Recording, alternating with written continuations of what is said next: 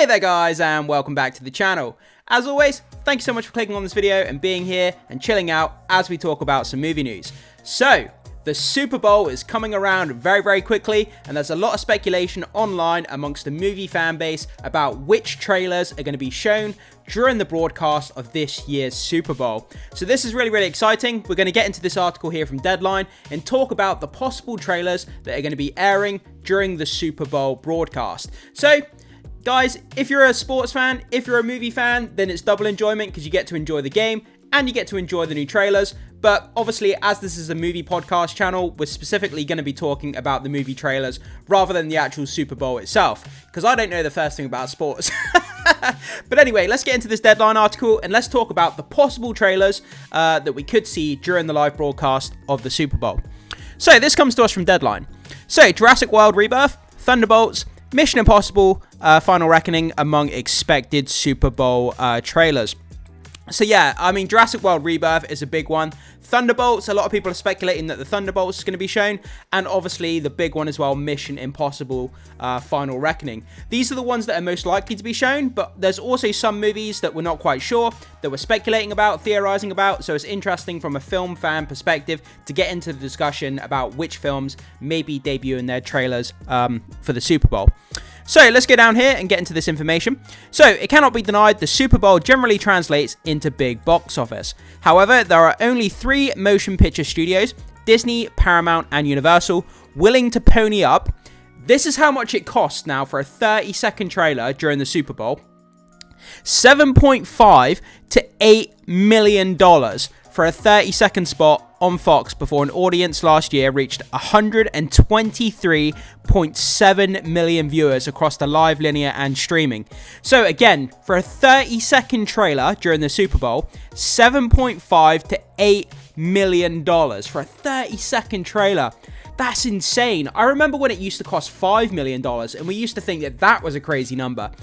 $8 million for 30 seconds of your trailer. Guys, just to break this down quickly, I've brought up these 2 calculators here because I'm really bad at maths. So, the first number here that I have, if you break it down, the $8 million for the 30-second clip, so for each second of your trailer playing, it's costing the studio $266,000 for every second that their trailer is playing during the Super Bowl. Let me just say that again, $266,000 for every second that the trailer is playing, which is insane. And if any studio had the balls and was daring enough to spend the capital, if they wanted to play a full 2-minute trailer of an upcoming movie, it would cost them $32 million.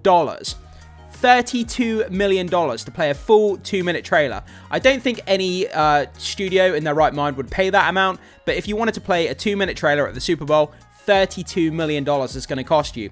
And it's going to cost you $266,000 per second of your trailer that's playing. So it's just ridiculously insanely expensive. But like it says here, 123.7 million viewers that you're going to get your trailer in front of. So it has a massive effect for the box office of the movies. But I just wanted to go into those statistics there. Anyway, let's move on to more information talking about the potential movies that could be showing their trailers. So, for those in the dark, Super Bowl in February is a rematch of the 2023 face-off between the Philadelphia Eagles and the Kansas City Chiefs, the latter eyeing an unprecedented 3rd consecutive Super Bowl title. Like I said, I'm here talking about movies. I have no idea about sports. I don't know anything about it. So, you know, forgive my ignorance when it comes to Super Bowl and the sports side of it, because I have no idea what's going on. Say what you want about linear being dead, but when it comes to live sports programming, it's still a prime means for reaching movie-going audience. Big tentpole movies like Deadpool Wolverine and Wicked launched during last year's Super Bowl. This year, count on the following to air either pre, during, or post-game. So this is where we're going to get into the potential trailers that are going to be showing this year. So, Disney, the number 1 studio of the last year with more than $2.2 billion in domestic box office, has always had a presence at the Super Bowl. It won't be a surprise if it shows off wares for upcoming picks, Snow White, Lilo and Stitch, and Pixar's Elio.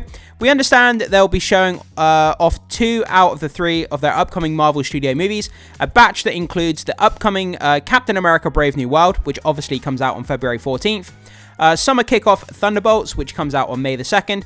And we have Fantastic Four, The First Steps, July 25th. That said, the studio has always launched a first look of a big summer blockbuster during the game, with past titles such as Deadpool Wolverine and Solo, A Star Wars Story. So yeah, it looks like they could potentially be showing 2 of the 3 Marvel projects. So like it says here, we have Thunderbolts, we have Captain America, and we have Fantastic Four. So it's more than likely they're going to show 2 of these projects rather than all 3 of them. So it'd be interesting to see which one they leave out. It would make sense that they would show advertising for Thunderbolts and Fantastic Four, in my opinion, because Captain America Brave New World is literally right around the corner, and they've already put out a lot of marketing for this movie already, so it would make more sense that they would advertise Thunderbolts and the Fantastic Four movie, in my opinion. So, when it comes to Universal, the number 2 studio with 1.88 billion domestically in 2024, we'll be wowing with the trailers for Dean DeBlois' live-action take on How to Train Your Dragon, which comes out on June 13th. That's one of my most upcoming, one of my most anticipated movies. So they could be showing How to Train Your Dragon. I cannot wait to see that movie. And the Scarlett Johansson, Mahershala Ali, Jonathan Bailey, starring Jurassic World Rebirth. So yeah, How to Train Your Dragon and Jurassic World Rebirth from Gareth Edwards. Don't be surprised if you catch a Blumhouse title like Megan 2.0. You'll remember how Uni previously stunted the first installment with dancing Megan dolls on talk shows and popular landmarks like the Empire State Building. So that's pretty interesting right there.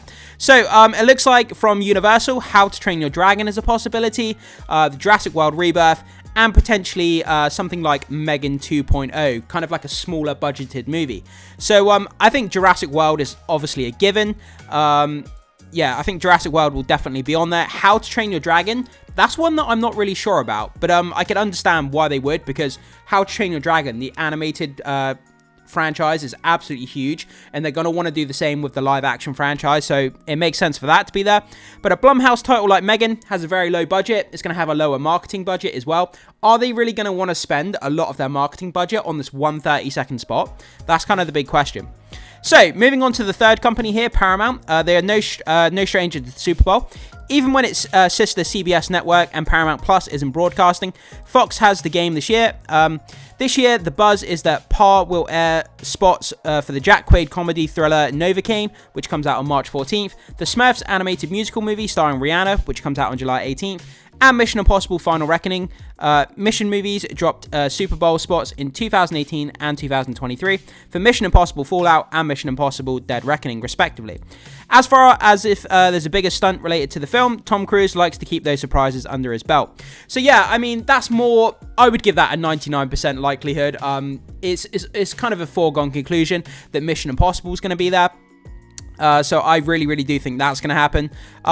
When it comes to the Jack Quaid comedy, Novocaine, I wouldn't have expected to see that. Or the Smurfs movie, so that's kind of out in left field for me. But that'd be interesting to see if either of those movies do pop up. But like I said, Mission Impossible Dead Reckoning, that's definitely going to be there.